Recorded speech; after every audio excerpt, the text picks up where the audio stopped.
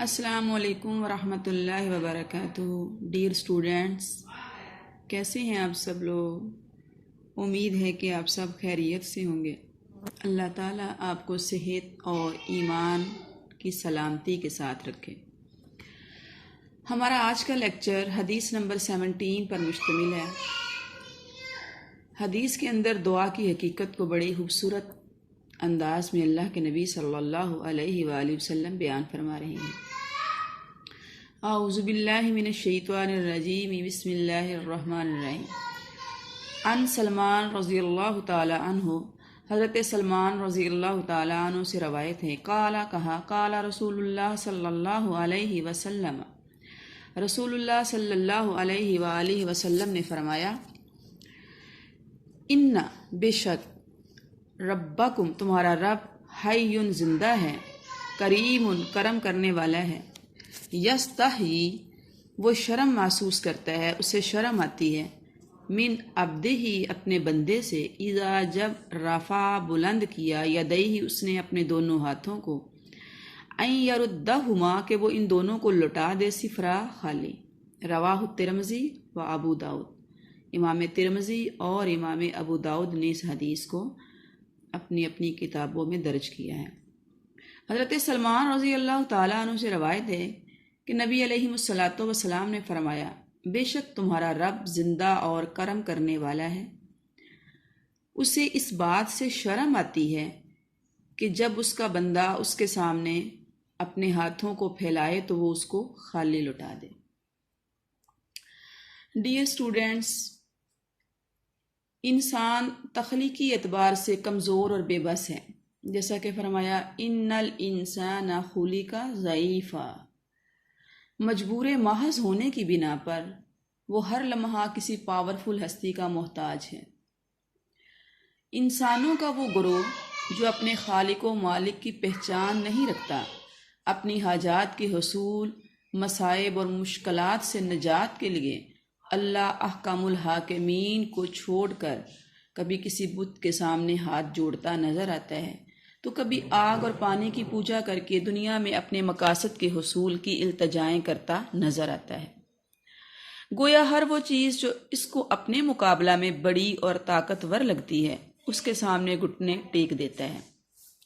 لیکن وہ خوش نصیب انسان جس کو اللہ کی معرفت حاصل ہو جاتی ہے،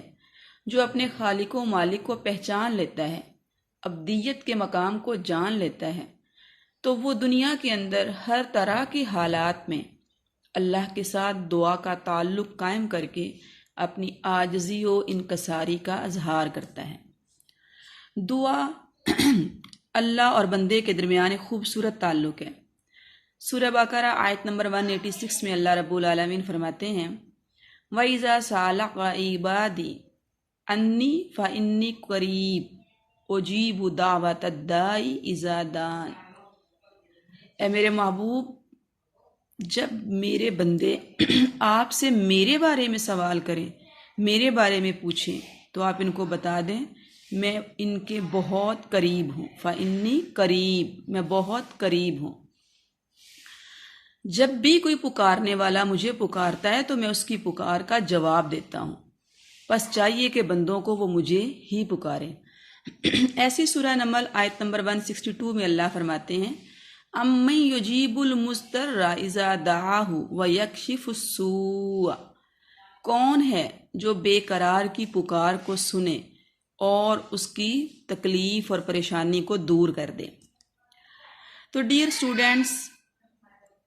اللہ رب العالمین کا انسانوں کی پکار کو سننا، التجا کو سننا، دعا کو قبول کرنا، یہ انسان کی خوش بختی کی علامت ہے۔ نبی علیہ الصلاۃ والسلام نے دعا کو عبادت کا مغز قرار دیا ہے۔ فرمایا، الدعاء مخ العبادہ، مغز ہی نہیں بلکہ ایک اور موقع پر آپ صلی اللہ علیہ وسلم نے فرمایا، الدعاء هو العبادہ، دعا عبادت ہے۔ آپ صلی اللہ علیہ وسلم نے فرمایا، اللہ کے ہاں کوئی عمل دعا سے زیادہ عزیز نہیں۔ اس کی وجہ یہ ہے کہ انسان کی تخلیق کا مقصد جنوں اور انسانوں کو اللہ نے اپنی عبادت کے لیے پیدا کیا۔ تو اللہ تعالیٰ نے انسان کے مقام کا ذکر کیا اس کی نگاہ میں انسان کا بلند ترین منصب کیا ہے؟ اسے عبد کہا ہے۔ تو عبدیت کا جو مظاہرہ ہے وہ اللہ کے سامنے گڑ گڑانے، التجا کرنے اور اللہ کو پکارنے سے ہی ہوتا ہے۔ دعا اللہ رب العالمین کی ایک عظیم نعمت ہے۔ نبی کریم صلی اللہ علیہ وآلہ وسلم کی طرف سے ہمیں جو عظیم الشان خزانے ملے ہیں، ان میں سے ایک خزانہ مختلف دعاؤں کا ہے۔ وہ خوبصورت الفاظ اور مختلف اوقات میں پڑھی جانے والی مختلف دعائیں جو اللہ کے نبی صلی اللہ علیہ وآلہ وسلم نے ہمیں سکھائی ہیں، جن کے اندر انسان اپنی عاجزی اور عبدیت کا اظہار کرتا ہے، اللہ کے بلند تر اور بڑے ہونے کا اعتراف کرتا ہے، پھر بڑے سلیقے اور طریقہ کے ساتھ اپنی حاجات اور اپنی ضروریات کو اللہ کے سامنے رکھتا ہے۔ دعاؤں کے ذریعے ہی انسان اللہ کے سامنے اپنی بے بسی اور لاچاری کا اظہار کرتا ہے، اور اللہ رب العالمین کی عظیم الشان ہستی کا جو نقشہ ہے وہ انسان کے ذہن پر مرتب ہو جاتا ہے۔ آپ صلی اللہ علیہ وآلہ وسلم نے فرمایا کہ دعا کرنا یہ اللہ کے رحمت کے دروازوں کو کھول دیتا ہے، اور اللہ رب العالمین کو وہ شخص پسند ہے، محبوب اور پیارا ہے جو اللہ کے سامنے سوال کرتا ہے، دعا کرتا ہے، گڑ گڑاتا ہے، التجائیں کرتا ہے۔ اللہ رب العالمین اس شخص سے ناراض ہوتے ہیں جو اس سے سوال نہیں کرتا، مانگتا نہیں، دعا نہیں کرتا۔ آپ صلی اللہ علیہ وآلہ وسلم نے سب سے خوبصورت اور پیاری دعا جس کو مانگنے کی تاکید کی ہے، فرمایا تم اللہ سے عافیت کا سوال کیا کرو، اللہ رب العالمین سے عافیت مانگا کرو۔ فرمایا اللہم انی اسالک المعافات فی الدنیا والآخرہ، دنیا اور آخرت کی تمام بھلائیوں کا اس کے اندر سوال ہے۔ یہ خوبصورت اور پیاری دعا آپ صلی اللہ علیہ وسلم نے ہمیں سکھائی اور پڑھنے کی تاکید کی، ترغیب دلائی۔ تو آئیے آج اس کو یاد کریں، اللہم انی اسالک المعافات فی الدنیا والآخرہ، اللہم انی اسالک المعافات فی الدنیا والآخرہ، اے اللہ میں تجھ سے دنیا اور آخرت کی تمام بھلائیوں کا سوال کرتی ہوں۔ تو ڈیئر اسٹوڈینٹس، دعا یہ وہ خوبصورت اللہ کے ساتھ تعلق ہے جس کی وجہ سے انسان دنیا میں اپنی حاجات کو پانے، اپنی خواہشات کو پانے اور ہر طرح کے مصائب، مشکلات سے بچنے کے لائق اور قابل ہو جاتا ہے۔ نبی علیہ الصلوۃ والسلام نے دعا کو مومن کا ہتھیار قرار دیا ہے۔ فرمایا الدعاء سلاح المومن، دعا انسان کے لیے مصائب و مشکلات سے بچنے کا ذریعہ ہے۔ اور فرمایا آپ صلی اللہ علیہ وسلم نے فرمایا کیا میں تمہیں وہ عمل نہ بتاؤں جو تمہارے دشمنوں سے تمہارا بچاؤ کرے اور تمہیں بھرپور روزی دلائے؟ وہ یہ ہے کہ اللہ سے دعا کیا کرو رات میں اور دن میں، کیونکہ دعا مومن کا خاص ہتھیار ہے، یعنی اس کی خاص طاقت ہے۔ پھر آپ صلی اللہ علیہ وسلم نے دعا کو رد بلا قرار دیا، جیسے پیچھے ہم نے پڑھا صدقہ رد بلا ہے، تو ایسے ہی حدیث مبارکہ میں دعا کو بھی رد بلا قرار دیا گیا ہے کہ انسان نافرمانی اور برائی کی وجہ سے اللہ کو ناراض کر بیٹھتا ہے تو آسمانوں سے اس کی تباہی و بربادی کے لیے اللہ رب العالمین آفات اور بلاؤں کو نازل فرما دیتے ہیں۔ لیکن گناہ اور برائی کے بعد جب انسان اللہ کے حضور گڑ گڑاتا ہے، دعا کرتا ہے، معافی طلب کرتا ہے، تو اس کی یہ دعا آسمانوں کی طرف چلنا شروع ہو جاتی ہے۔ آسمانوں سے کوئی مصیبت اور تکلیف اس انسان کی طرف آ رہی ہوتی ہے تو زمین و آسمان کے درمیان دونوں کا ٹکراؤ ہوتا ہے، دونوں میں کشمکش شروع ہو جاتی ہے۔ انسان کی مانگی ہوئی دعائیں قیامت تک اس کے لیے آسمان سے اترنے والی مصیبتوں، پریشانیوں اور تکلیفوں کو زمین پر اترنے نہیں دیتی۔ تو دعا کی برکت سے، دعا کے عمل سے انسان اپنے بد اعمال کے عذاب سے دنیا میں محفوظ ہو جاتا ہے، بچ جاتا ہے۔ نبی علیہ الصلوۃ والسلام نے فرمایا کہ اللہ رب العالمین کے ہاں تمہاری دعائیں ضرور قبول ہوتی ہیں، مگر یہ کہ تم جلدی نہ کرو۔ ہر شخص کی دعا قبول ہوتی ہے، لیکن جو دعا میں جلدی کرتا ہے اس کی دعا اللہ کی بارگاہ میں قبول نہیں ہوتی۔ صحابہ نے عرض کیا یا رسول اللہ صلی اللہ علیہ وسلم کہ دعا میں جلدی کرنا کیا ہے؟ تو آپ صلی اللہ علیہ وسلم نے فرمایا تم میں سے کوئی اس طرح دعا کرے، 1 دن دعا کی، 2 دن کی، 3 دن کی، 4 دن کی، ہفتہ کی، دعا کے اثرات، دعا کے ثمرات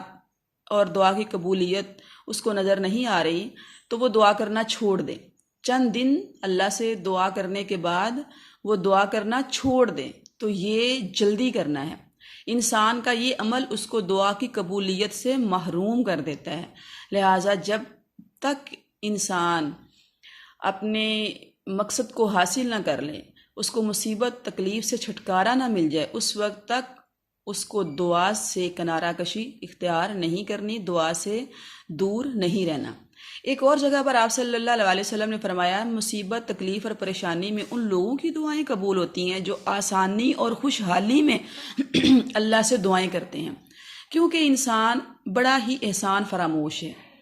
انسان بڑا ہی بلکھڑ ہے۔ اللہ فرماتے ہیں نا قرآن مجید کے اندر، جب کوئی مصیبت آتی ہے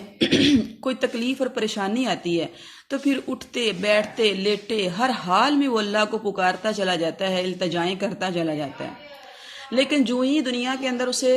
کسی نعمت سے نواز دیا جاتا ہے، کوئی آسانی اور خوشحالی اس کو عطا کر دی جاتی ہے، تو اللہ رب العالمین کو فراموش کر دیتا ہے، دعا کو بھول جاتا ہے اور اپنی دنیا کی زندگی میں مست اور مصروف ہو جاتا ہے۔ تو ایسا شخص جو آسانیوں میں، خوشحالیوں میں اور اللہ کی نعمتوں کو انجوائے کرتے ہوئے اللہ کے حضور دعائیں نہیں کرتا، گڑ گڑاتا نہیں، اللہ سے دعا کا تعلق قائم نہیں کرتا، اس کی پھر مصیبت اور مشکل میں بھی دعائیں قبول ہوتی نظر نہیں آتی۔ نبی علیہ الصلوۃ والسلام نے دعا کے قبول ہونے کی احادیث مبارکہ میں مختلف صورتیں بیان کی ہیں اور فرمایا کسی بھی طرح دعا جو ہے وہ انسان کی رائے گاہ نہیں جاتی، ضائع نہیں ہوتی۔ انسان دعا کر کے یہ کبھی بھی محسوس نہ کرے، کبھی بھی اپنے ذہن میں یہ بات نہ آنے دے کہ دعا ہونے کے باوجود میں محروم رہ گیا یا مجھے دنیا میں کچھ دیا نہیں گیا۔ آپ صلی اللہ علیہ وسلم نے حدیث مبارکہ میں دعا کی قبولیت کی 4 صورتیں بیان کی ہیں، جن میں سے پہلے نمبر پر ہے آپ نے فرمایا کہ کبھی انسان بے چین اور بے قرار ہو کر بڑی مشکل اور پریشانی میں اللہ کے حضور اپنے دامن کو پھیلاتا ہے، گڑ گڑاتا ہے، روتا ہے، پکارتا ہے، تو اللہ رب العالمین فوراً اس کی التجا کو قبول فرما کر اس کی حاجت کو پورا فرما دیتے ہیں، یا اس کی مشکل کو دور کر دیتے ہیں، یا اس کو مصیبت سے نجات دے دیتے ہیں۔ تو یوں دعا کے قبول ہونے کی ایک صورت یہ ہے کہ انسان کی ہر دعا یا انسان کی دعا فوراً ہی اللہ کی بارگاہ میں قبول ہو جائے۔ دوسری صورت آپ صلی اللہ علیہ وسلم نے دعا کے قبول ہونے کی یہ بیان فرمائی ہے کہ اللہ رب العالمین کے حضور اس کی التجائیں قبول تو ہو رہی ہیں، دعائیں قبول تو ہو رہی ہیں، لیکن تھوڑا ٹائم لگ رہا ہے، اللہ کی طرف سے اس کو دینے میں، اس کی حاجات کو پورا کرنے میں کچھ تاخیر ہو رہی ہے، اور اس کے اندر اللہ کی کوئی نہ کوئی حکمت ہوتی ہے، کوئی نہ کوئی مصلحت ہوتی ہے جس کو سمجھنے سے انسان بالکل قاصر ہے۔ ٹھیک وقت پر اور ٹھیک حالات میں اس کو وہ چیز عطا کر دی جاتی ہے جس کا وہ طلبگار ہوتا ہے، اس کی دعا سند قبولیت پا لیتی ہے۔ سم ٹائم انسان کا اللہ کے ساتھ تعلق اتنا خوبصورت بن جاتا ہے، اللہ رب العالمین یہ جان رہے ہوتے ہیں کہ اگر بندے کو فوراً ہی یہ چیز دے دی گئی، فوراً اس کی دعا کو قبول کر دیا گیا، تو یہ پھر اس طرح میری بارگاہ میں آ کر گڑ گڑائے گا نہیں، یا تعلق ذرا کمزور پڑ جائے گا۔ تو اللہ رب العالمین کو اپنے بندے کا گڑ گڑانا، پکارنا، مانگنا اتنا پسند آ رہا ہوتا ہے، اتنا اچھا لگ رہا ہوتا ہے کہ اللہ چاہتے ہیں اس چیز کے حصول کے لیے، اپنی دعا کے قبول ہونے کے لیے یہ ذرا تھوڑی دیر تک مجھے ایسے ہی پکارتا رہے۔ اللہ کو اور بندے کے مانگنے کی ادا پسند آ رہی ہوتی ہے، بندے کے مانگنے کا انداز اچھا لگ رہا ہوتا ہے، تو یوں اس کو اپنے مزید قریب کرنے کے لیے اس کی دعاؤں کے قبول ہونے میں اللہ تھوڑی دیر کر دیتے ہیں، دیر سے ہی لیکن دعا قبول ضرور ہوتی ہے۔ تیسری صورت آپ صلی اللہ علیہ وسلم نے دعا کے قبول ہونے کی یہ بیان فرمائی ہے کہ سم ٹائم انسان اپنی جہالت، حماقت، ناسمجھی کی وجہ سے کسی ایسی چیز کا مطالبہ کر دیتا ہے جو بالکل بھی اس کے لیے بہتر اور اچھی نہیں ہوتی، اس کی دنیا اور آخرت کے لیے نقصان دہ ہوتی ہے۔ تو اللہ رب العالمین ہرگز بھی اپنے بندے کو کسی نقصان سے دوچار نہیں کرنا چاہتے، نہیں کرتے، بلکہ وہ اپنے بندوں کو دنیا اور آخرت کے تمام نقصانات سے بچانا چاہتے ہیں۔ لہٰذا جس چیز کا وہ مطالبہ کر رہا ہوتا ہے، جس چیز کی ڈیمانڈ کر رہا ہوتا ہے، اللہ رب العالمین وہ نہیں، لیکن اس کے بدلے میں کچھ اور اس سے زیادہ بہتر عطا فرما دیتے ہیں، نعم البدل عطا فرما دیتے ہیں، اس کا آلٹرنیٹ دے دیتے ہیں۔ اس کا مطلب یہ نہیں کہ جو مانگا تھا وہ نہیں ملا تو دعا ہی قبول نہیں ہوئی، دعائیں قبول ہوتی ہیں لیکن متبادل چیزوں کہ ملنے کی شکل میں، ملنے کی صورت میں. اس کی مثال آپ اس طرح سمجھ سکتے ہیں، جیسے ایک ماں جو اپنے بچے سے شدید محبت کرتی ہے، وہ اپنے بچے کی خواہش کو پورا کرنے کے لیے، ڈیمانڈ پوری کرنے کے لیے، اس کے مطالبے کو پورا کرنے کے لیے جو وہ مانگتا ہے اس کو دینے کے لیے تیار ہو جاتی ہے. لیکن بچہ 2 سال کا، 3 سال کا کوئی ایسی چیز ڈیمانڈ کرے، کسی ایسی چیز کا مطالبہ کرے جس میں سراسر بچے کا اپنا نقصان ہے، تو 1000 لاڈ کرنے کے باوجود، شدید محبت ہونے کے باوجود بھی ماں کبھی اس کو وہ چیز نہیں دیتی جس میں بچے کا نقصان ہوتا ہے. یعنی بچہ ہاتھ میں چھری پکڑ کر کھیلنا چاہتا ہے، ضد کرتا ہے، تو ماں اس چھری کے بدلہ میں، مقابلہ میں اس کے سامنے کھلونوں کا ڈھیر لگا دے گی اور بہت اچھی سی اچھی چیزیں دے گی، لیکن کبھی بھی اس کو چھری ہاتھ میں پکڑنے نہیں دے گی کہ یہ خود کو لگا لے گا، لہو لہان کر لے گا، اپنا نقصان کرے گا. تو اللہ رب العالمین جو 1 2 4 نہیں بلکہ 70 ماؤں سے زیادہ پیار کرتے ہیں، وہ بھی انسان کی حاجات کے طلب کرنے پر، انسان کی ڈیمانڈز پر، انسان کے خواہشات کے حصول کے لیے، خواہشات پوری ہونے کی دعاؤں پر انسان کو وہی کچھ عطا فرماتے ہیں جو اس کے حق میں بہتر ہوتا ہے، بہتر نہیں بلکہ بہترین ہوتا ہے، اور ہر اس چیز سے اس کو دور رکھتے ہیں جس کے ملنے پر انسان اپنا نقصان کرتا ہے. دنیا اور آخرت میں وہ کسی بھی طرح سے اس چیز کی وجہ سے اپنے آپ کو تباہ و برباد کر بیٹھتا ہے. نبی علیہ الصلوۃ والسلام نے دعا کے قبول ہونے کی جو چوتھی صورت بیان کی ہے، وہ فرمایا انسان دنیا کے اندر مصائب و مشکلات سے چھٹکارا پانے کے لیے جو دعائیں کرتا ہے، تکالیف اور پریشانیوں سے بچنے اور نکلنے کے لیے جو دعائیں کرتا ہے، یا دنیا کی نعمتوں کے حصول کے لیے جو اللہ کو پکارتا ہے، تو اللہ رب العالمین دنیا کے اندر اس کو مصائب اور پریشانیوں سے سم ٹائم نجات نہیں دیتے، بلکہ آزمائشوں کے ذریعے اس کو مزید اپنے قریب کر لیتے ہیں، دنیا کی نعمتوں سے کی فراوانی نہیں فرماتے، اور اس مقصد کے لیے مانگی ہوئی تمام دعاؤں کو اپنے پاس ذخیرہ کر لیتے ہیں، اپنے پاس جمع فرما لیتے ہیں، اور اس کی ان تمام دعاؤں کو نیکیوں کے پہاڑوں میں تبدیل کر دیتے ہیں. بندہ صبر کے ساتھ، شکر کے ساتھ دنیا میں دعائیں کرتا چلا جاتا ہے، لیکن اپنی ساری زندگی وہ غربت میں، مسکینی میں، محتاجی میں، تکلیف میں، پریشانی میں اور دکھ میں ہی گزار کر اللہ سے ملاقات کر لیتا ہے. تو کل قیامت کے دن وہ اپنے نیکیوں والے پلڑے میں اور اپنے نامہ اعمال میں جب نیکیوں کے بڑے بڑے پہاڑوں جیسے ڈھیر کو دیکھے گا تو حیران اور پریشان ہو کر پوچھے گا، اللہ میں نے تو یہ نیک اعمال نہیں کیے، دنیا کے اندر میرے حالات اس طرح کے تھے کہ میں یہ نیک اعمال اختیار ہی نہیں کر سکا، یہ نیکیوں کے پہاڑ میرے نامہ اعمال میں کیوں داخل کر دیے گئے، کہاں سے آ گئے ہیں؟ تو اللہ رب العالمین فرمائیں گے میرے بندے، یہ تیری ان دعاؤں کا بدلہ ہے جو دنیا میں تو کیا کرتا تھا. دنیا میں تجھے اپنی دعاؤں کے ثمرات نہ مل سکے تو میں نے ان تمام دعاؤں کو تیرے نامہ اعمال میں نیکیاں بنا کر داخل کر دیا ہے. یہ سن کر بندہ خوشی سے پھولے نہیں سمائے گا اور خواہش کرے گا کاش کاش میری کوئی دعا بھی دنیا میں قبول نہ ہوئی ہوتی اور میں اپنی تمام دعاؤں کے بدلے میں آج نیکیوں کے یہ ڈھیر سمیٹ لیتا اور ان نیکیوں کے ساتھ جنت کی منازل کو طے کرتا چلا جاتا. تو ڈیئر اسٹوڈینٹس، دعا کسی بھی صورت میں رائے گاں اور ضائع نہیں ہوتی. دعا کر کے انسان ہرگز بھی محروم نہیں ہوتا، دعا کر کے انسان خالی دامن نہیں رہتا. دعا کرنے کے بعد ضرور انسان کے دامن کو اللہ کی رحمتوں سے، برکتوں سے، بخششوں سے بھر دیا جاتا ہے. دعا وہ خوبصورت چیز ہے جس کے ذریعے ہم کامیاب ہو سکتے ہیں، فلاح پا سکتے ہیں اور اللہ کے ساتھ اپنے تعلق کو مضبوط کر سکتے ہیں.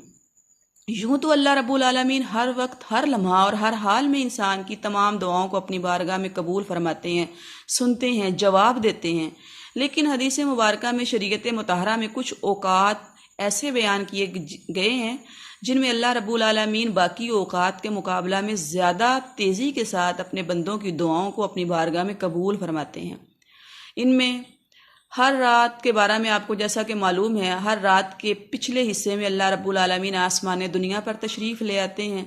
اور اللہ کی طرف سے اعلان کیا جاتا ہے، لوگوں سے پوچھا جاتا ہے کوئی گنہگار بخشش کا طلبگار جسے میں معاف کر دوں؟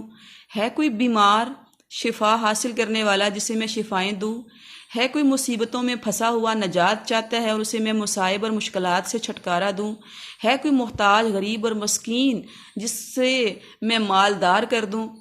تو یہ ہماری غفلت اور لاپرواہی ہے کہ ہم اتنے خوبصورت وقت کو خواب خرگوش میں گزار دیتے ہیں،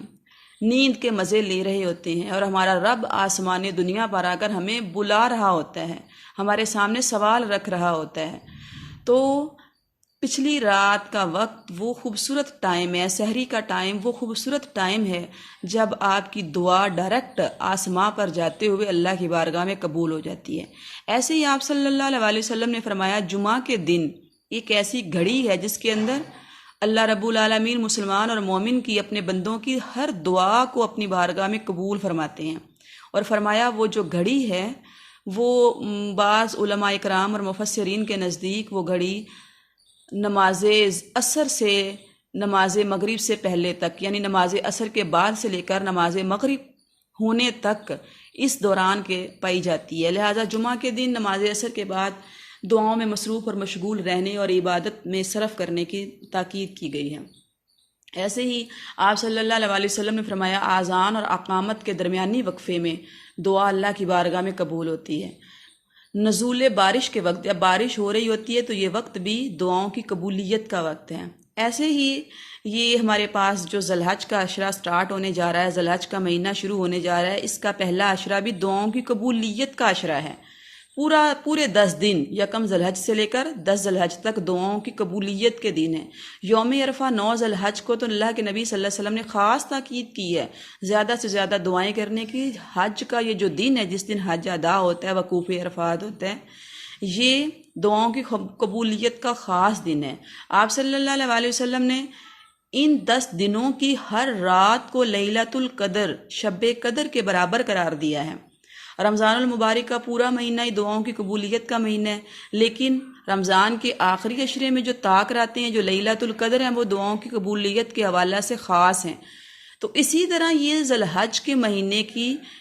پہلے 10 دنوں کی جو 10 راتیں ہیں، یہ بھی دعا کی قبولیت کے لیے خاص ہیں۔ ایسے ہی آپ صلی اللہ علیہ وسلم نے کچھ مخصوص جگہوں پر دعا کرنے کو دعا کی قبولیت کا ذریعہ قرار دیا ہے، جیسے خانہ کعبہ یا مساجد کے اندر اللہ رب العالمین کی رحمتوں کا نزول زیادہ ہوتا ہے، تو عام جگہوں کے مقابلہ میں خاص یعنی مساجد اور خانہ کعبہ کے اندر جو دعائیں مانگی جاتی ہیں، خانہ کعبہ کا غلاف پکڑ کر خانہ کعبہ پر نظر پڑتے ہی جو دعائیں اس وقت کی جاتی ہیں، وہ اللہ کی بارگاہ میں بہت جلدی اور تیزی سے قبول ہوتی ہیں۔ تو ڈیئر اسٹوڈنٹس، یہ دعاؤں کی قبولیت کے چند ایک اوقات میں نے آپ کے سامنے رکھے ہیں جو آج ہمارے ہاتھ میں ہیں، ہماری اپروچ میں ہیں، اور ہم ان اوقات سے فائدہ اٹھا کر اللہ کے حضور اپنی خواہشات کو رکھ سکتے ہیں، اپنے مطالبات کو رکھ سکتے ہیں، اپنی حاجات کو رکھ سکتے ہیں، اور یوں ہم دنیا اور آخرت میں سرخرو ہو سکتے ہیں۔ دعاؤں کی قبولیت کے اوقات کے بعد آپ سے جو اگلا ٹاپک میں شیئر کرنا چاہتی ہوں وہ دعا کی قبولیت کے آداب ہیں۔ اللہ رب العالمین فرماتے ہیں کہ اللہ کے حضور تم خوف اور امید کے ساتھ دعا کرو، یعنی اللہ کو پکارنے میں خوف بھی ہونا چاہیے اور امید بھی، اپنے گناہوں کا، اپنے عاجز ہونے کا اور اپنے اعمال کا خوف لے کر اللہ کے حضور ہم پیش ہوں، اور ساتھ ہی اللہ کی رحمت، اللہ کی بخشش اور اللہ پر توکل اور بھروسہ کرتے ہوئے اللہ کی رحمت کی پوری امید رکھنا۔ ان دو چیزوں کے ساتھ جب دعا کی جاتی ہے تو دعا اللہ کی بارگاہ میں ضرور قبول ہوتی ہے۔ قبولیت کے آداب میں سب سے پہلے کیا ہے کہ انسان کو اللہ کے سامنے اس طرح عاجزی اور انکساری کا اظہار کرتے ہوئے بیٹھنا چاہیے، دو زانو ہو کر بیٹھیں، اپنے ہاتھوں کو پھیلائیں، اپنے سر کو جھکائیں اور دعا کا آغاز اللہ کی حمد و ثنا سے کریں، اللہ کی تعریف سے کریں۔ بہت خوبصورت کلمات حدیث مبارکہ میں اللہ کے نبی صلی اللہ علیہ وسلم نے سکھائے۔ جیسے آپ صلی اللہ علیہ وسلم نے ایک دفعہ ایک صحابی کو سنا کہ وہ پڑھ رہا تھا، یا ربی لک الحمد کما ینبغی لجلال وجہک ولعظیم سلطانک۔ اللہ کی تعریف کرتے ہوئے صحابی نے یہ کلمات پڑھے تو آپ صلی اللہ علیہ وسلم نے سن کر فرمایا، تم نے اس قدر خوبصورت طریقہ سے اتنے اچھے انداز میں اللہ کی تعریف بیان کی ہے کہ اب تم جو بھی اس کے ساتھ دعا کرو گے تمہاری دعا کو قبول کیا جائے گا، اور ان کلمات کو ادا کرنے سے تمہارے نامہ اعمال میں فرشتے ثواب لکھنے سے عاجز ہو گئے ہیں۔ اللہ کی طرف سے حکم ہے کہ ان کلمات کو اسی طرح اس کے نامہ اعمال میں لکھ دو، کل قیامت کے دن جس طرح اس نے میری یہ تعریف آج کی ہے میں خود اپنے ہاتھ سے اس کا اجر اور ثواب اس کو دوں گا۔ لہٰذا دعا کا آغاز اللہ کی تعریف سے کرنا ہے۔ الحمدللہ رب العالمین پڑھ لیں، یا یہ خوبصورت حمد یا ربی لک الحمد کما ینبغی لجلال وجہک ولعظیم سلطانک۔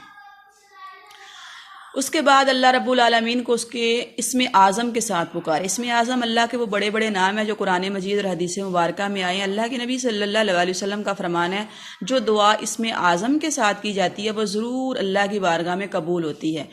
اللہ لا الہ الا هو الحی القیوم و الہکم الہ واحد لا الہ الا هو الرحمن الرحیم۔ ایسے ہی دعائے یونس لا الہ الا انت سبحانک انی کنت من الظالمین، یہ قرآن مجید میں آنے والے چند ایک اسماء اعظم ہیں۔ ایسے ہی حدیث مبارکہ میں آپ صلی اللہ علیہ وسلم سے بہت سارے اسماء اعظم منقول ہیں، یا ارحم الراحمین، یا ذو الجلال والاکرام، یا بدیع السماوات والارض۔ اللہ کو اس کے خوبصورت اور پیارے پیارے ناموں سے پکارا جائے تو اللہ کی تعریف بیان کریں سب سے پہلے، پھر اللہ کو اس کے بڑے بڑے ناموں سے پکاریں، اس میں اعظم سے پکاریں، اس کے بعد نبی علیہ الصلاۃ والسلام پر درود بھیجیں، کیونکہ کوئی بھی دعا درود کے بغیر اللہ کی بارگاہ میں قبول نہیں ہوتی، زمین و آسمان کے درمیان لٹکتی رہتی ہے۔ آپ صلی اللہ علیہ وسلم کا فرمان ہے جو شخص یہ چاہتا ہے کہ اس کی دعا اللہ کی بارگاہ میں قبول ہو تو وہ دعا کے اول آخر، شروع میں بھی اور آخر پر بھی درود پڑھے، کیونکہ دو درودوں کے درمیان مانگی جانے والی دعا کبھی بھی ریجیکٹ اور رد نہیں ہوتی۔ تو درود ابراہیمی پڑھیں، 1 دفعہ پڑھیں، 3 دفعہ پڑھیں، جتنی اللہ آپ کو توفیق دے۔ اس کے بعد قرآن و حدیث میں مذکور دعاؤں کے ذریعے اللہ کو پکاریں، کیونکہ وہ الفاظ بڑے خوبصورت اور بڑے جامع ہیں۔ تو ویسے اپنی زبان میں بھی دعا کرنے میں کوئی حرج نہیں، لیکن سب سے پہلے وہ دعائیں کریں جو کہ آپ کو قرآن و حدیث سے یاد ہیں۔ ربنا ظلمنا انفسنا وان لم تغفر لنا وترحمنا لنکونن من الخاسرین، ربنا آتنا فی الدنیا حسنۃ وفی الآخرۃ حسنۃ وقنا عذاب النار۔ یہ مشہور دعائیں یقیناً آپ کو آتی ہوں گی۔ اس کے علاوہ بھی آپ قرآن مجید میں آنے والی دعاؤں کو یاد کریں۔ حدیث مبارکہ میں نبی علیہ الصلوۃ والسلام کے فرامین پر مشتمل بہت خوبصورت اور پیاری پیاری مختصر اور چھوٹی چھوٹی دعائیں ہیں، ان کو یاد کرنے کی کوشش کریں۔ اس کے بعد پھر اللہ کے حضور اپنی عاجزی اور انکساری کا اظہار کرتے ہوئے، اپنے گناہوں کا اعتراف کرتے ہوئے اللہ کو اپنے اسٹائل اور اپنے انداز میں اس طرح پکاریں، اللہ سے لپٹ کر مانگیں، اللہ سے بار بار مانگیں، اللہ رب العالمین کے سامنے 3 دفعہ دعا کے اندر اپنی حاجات کو سامنے رکھیں، اور یوں پوری امید اور خوف کے ساتھ اور پوری توجہ اور دھیان کے ساتھ جب اللہ رب العالمین کے حضور دعا کی جاتی ہے تو وہ ضرور اللہ کی بارگاہ میں قبول ہوتی ہے۔ دعا کے اختتام پر پھر اللہ کی تعریف کرتے ہوئے نبی علیہ الصلوۃ والسلام پر درود بھیجیں، اور اس طرح اپنی دعا کو مکمل کر کے مطمئن ہو جائیں، پرسکون ہو جائیں کہ اللہ کے حضور یہ مانگی ہوئی دعا کبھی بھی رد نہیں ہوگی، ضائع اور رائگاں نہیں ہوگی۔ اللہ رب العالمین ہماری تمام دعاؤں کو اپنی بارگاہ میں قبول و منظور فرمائے، ہمیں دعا مانگنے کی توفیق عطا فرمائے، دعا کے ساتھ ہمارے رشتے کو مضبوط فرمائے، اور اللہ رب العالمین ہمیں ان خوش نصیب لوگوں میں شامل فرمائے جن کا ہر وقت اللہ کے ساتھ تعلق جڑا رہتا ہے۔ وما توفیق الا باللہ علیہ توکلت و الیہ انیب۔